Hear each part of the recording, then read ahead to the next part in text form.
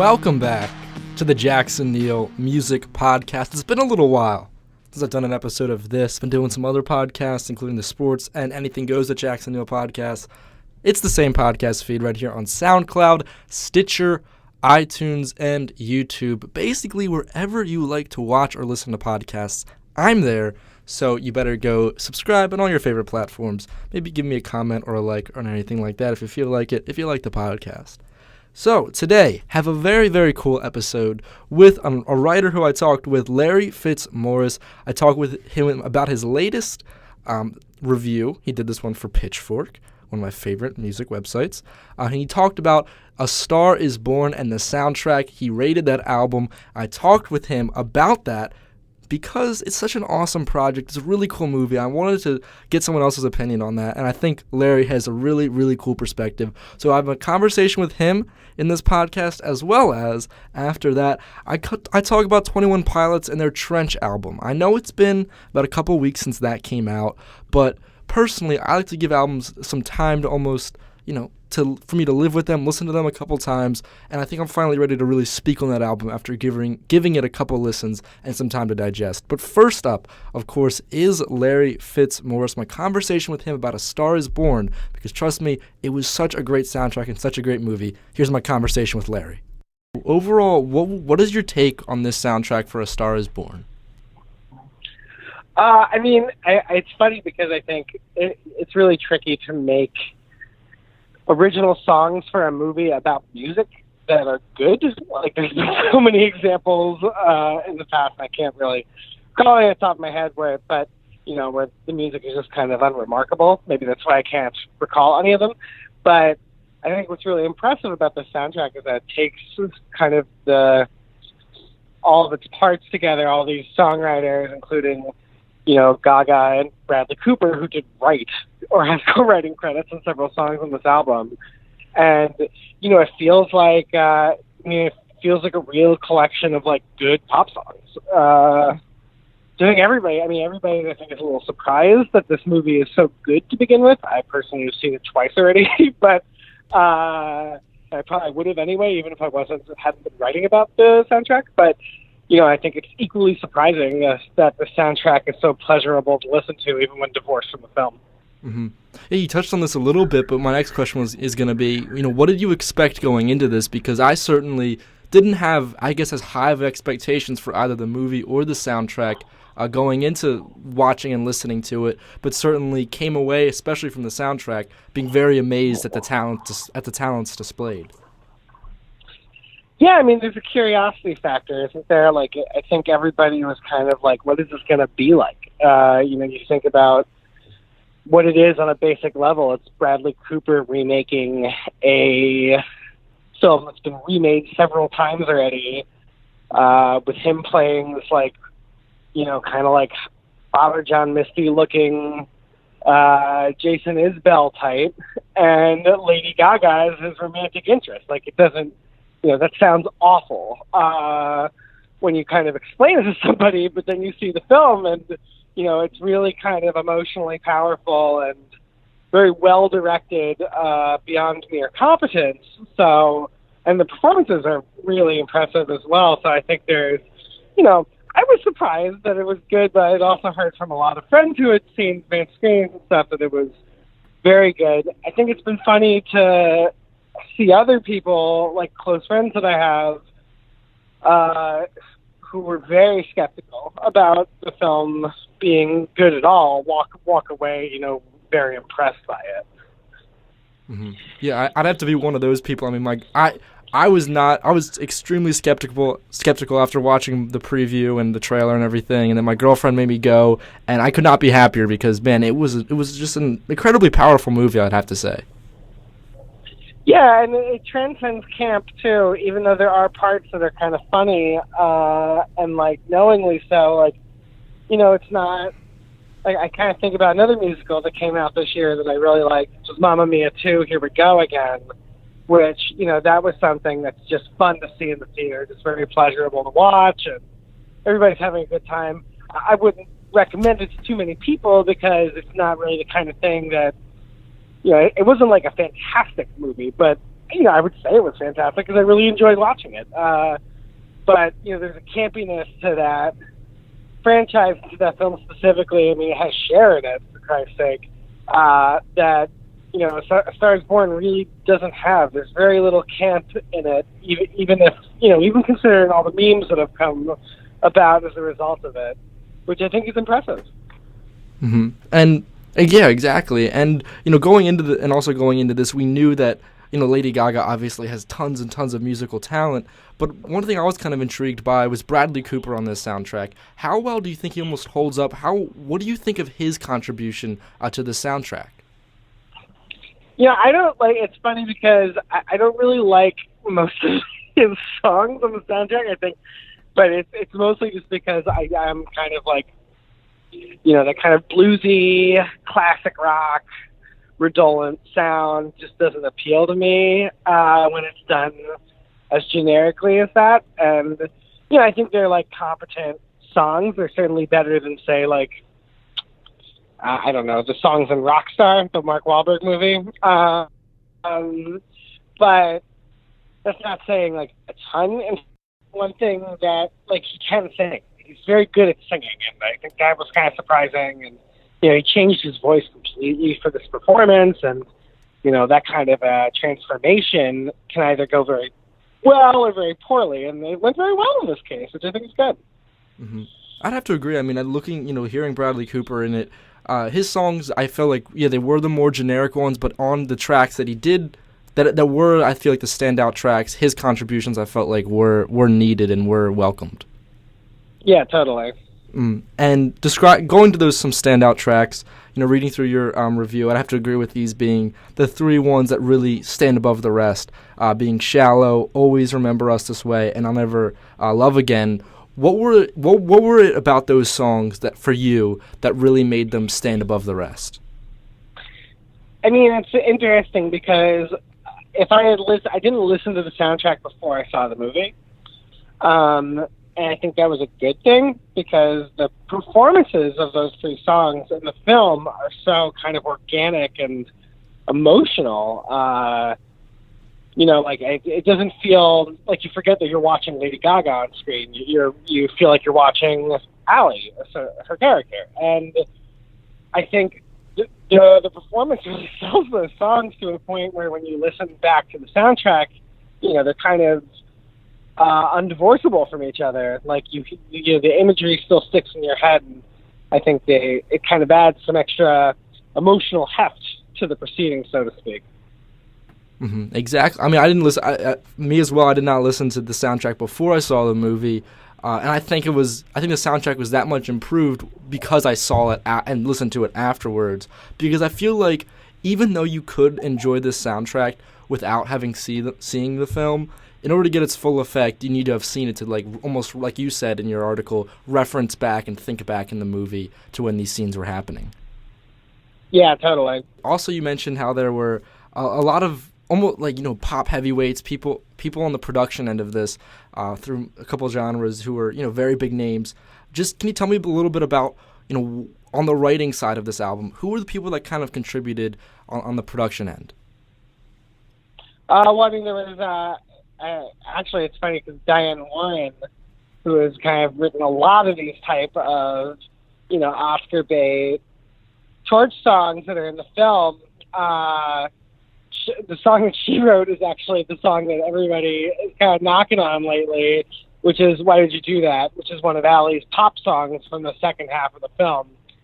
And it's kind of a funny song. I feel like everybody kind of is divided on whether or not it's actually good and whether or not the film itself is saying it's good. But, I think that's kind of surprising to see her name attached to that song in a good way. Lucas Nelson also wrote or has writing credits on the vast majority of these songs. He's Willie Nelson's son. And his band, Promise of the Real, is essentially Jackson Maine's backing band throughout the film. I don't have a production sheet in front of me, but Andrew Wyatt, I think, contributes some stuff. He's in that Swedish band, Mikael Snow, the pop band. a lot of Gaga's regular collaborators worked on kind of the pop-heavy stuff in the back half of the record. There's, I think, Julia Michaels, who's kind of a pop songwriter at the moment right now, has a writing credit or two. There's a lot of other people that I'm forgetting, but, you know, it is one of those things where I was actually reading an interview with Lucas Nelson where he was like, you know, this is essentially a writing camp where everybody kind of wrote together and contributed songs and ideas, which it's interesting when the general public gets a sense of that, because I don't think I think maybe now in pop, people are gaining a greater understanding of the fact that so many songs are essentially written by committee these days. You know, like there's a lot of songs that have 5 or 6 songwriting credits because, you know, artists will essentially fly everybody out to a mansion or a hotel and everybody kind of just camps out for a few days and, you know, comes up with some songs to offer the artist. And, you know, even though this film embraces a sense of, or at least comments on, you know, the sense of authenticity that's expected from rock music, you know, even the rockier songs were created by the same kind of committee approach that pop music is created through, which I think is very fascinating. Mm-hmm. Yeah, it is kind of cool to see when you look through the credits, the writing or the production credits of a song, or through an entire album for a lot of these pop acts nowadays, and you see just how many people were involved, because from a listener's perspective, you might not realize how much work goes into each and every song. Yeah, no, absolutely. But then I think it makes you appreciate it a little more, too. Mm-hmm. Exactly. So now looking at this soundtrack, I mean, we know we've both seen this movie, and the movie's already, you know, done a lot at the box office. The soundtrack has done a lot on the charts. When you think about what this soundtrack will mean, let's say in a couple of years, will it be able to stand on its own, almost as this is a solid piece of musical work that we'll look back on and, you know, people will still enjoy, or will it always kind of need that movie companion? I do think it's going to be able to stand alone simply because of Gaga's fan base.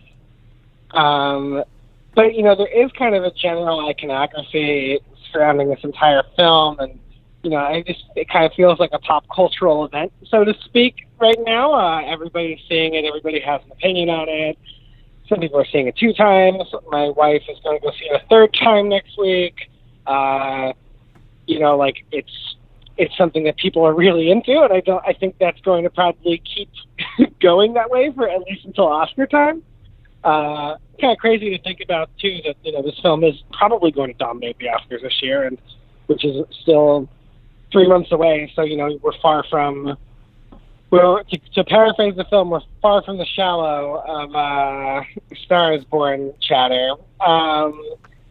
But I do think it's going to stand the test of time, because there are songs where it's not just, you know, kitschy or, you know, silly or temporally specific. They do have this kind of timeless feel. They were kind of created that way.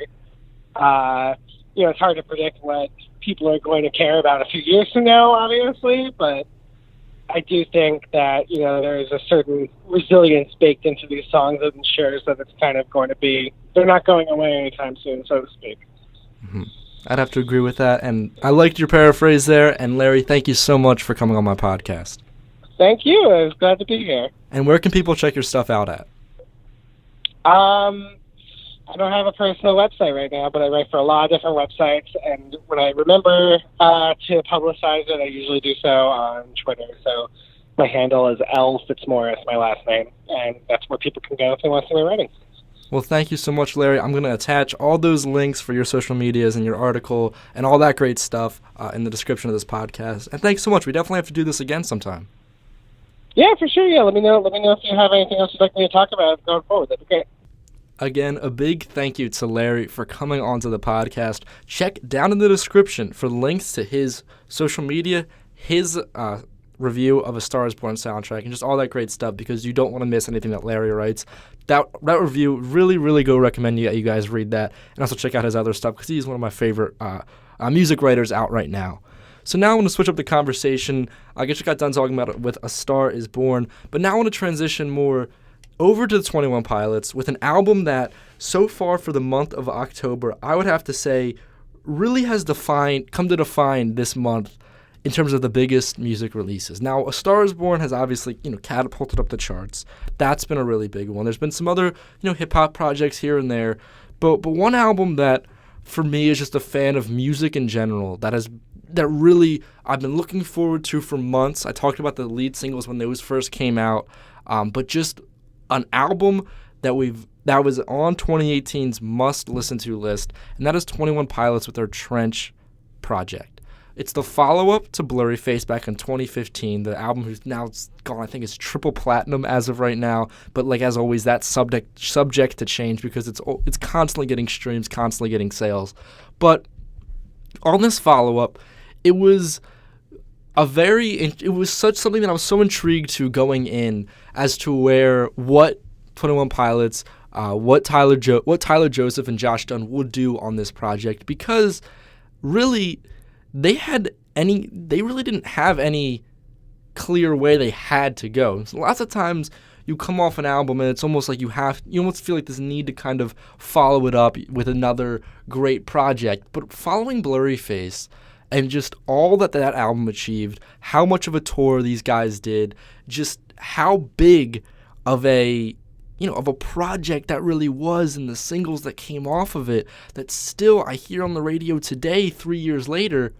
It felt like for 21 Pilots that whether any album really would ever be better than Blurry Face, that would come to be their defining album. That I don't see how any album they could make could really have the kind of impact that Blurry Face had, because if you look in the past, in the 2010s and really in the 2000s in general, it's one of the most impactful albums, I would have to say, especially, in their kind of niche of music. I don't want to say genre because, as we all know with Blurry Face, it just goes from, hip-hop to rock to singer-songwriter almost. It's such a crazy blend of music.